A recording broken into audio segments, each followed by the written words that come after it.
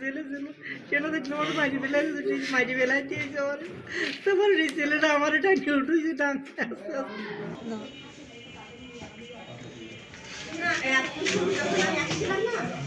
সুব্রত মজুমদারের কাছ থেকে আমি লিস্ট নিয়েছি, সে আমার লিস্ট দিছে তাদের পৈতৃক সম্পদ।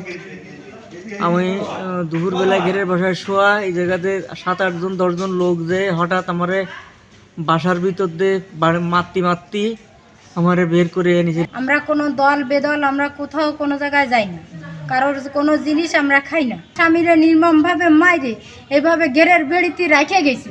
যেন আমার ছোট একটা 10 বছরের বাচ্চা আছে, তারও 2টি বাড়ি দিছে। সে কি অপরাধ করেছে? সে তো তার বাপের কাছেই রয়েছে, তার বাপের ভাত নিয়ে গেছে।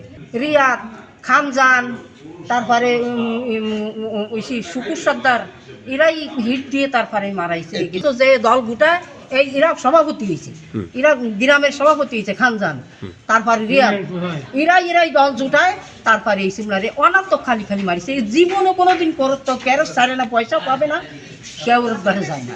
মাঝে আমলিগ বিএনপি ছিল না, আমলিগের সাথে আমরা দলদারি না করেছি কি সংক্ষেপে বলো বাবা। সেই বলার পরে এখন আমাকে পরে আইসে এইগুলো করতেছি, পরের জায়গা যদি আমরা লিস্ট নিয়ে করতেছি, তারা কিছু করতেছে না। ভিন্ন তারা ক্ষমতা এসে পাইনি, তারা আমাকে মাছ দূর শুরু করে দিছে, আমাকে 4-5টা গেট নিয়ে গেছে এই পর্যন্ত। এরকম করে মাছ শাক ছাড়া এরকম সব কিছু নিয়ে গেছে।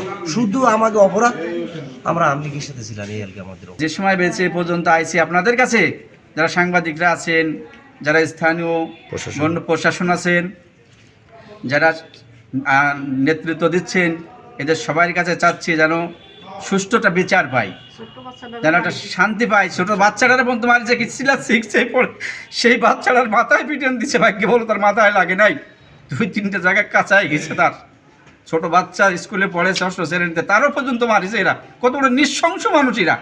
এদের প্রত্যেকের নামে 5টা-7টা করে মামলা আছে, প্রত্যেকের নামে 5টা-7টা করে মামলা চলমান।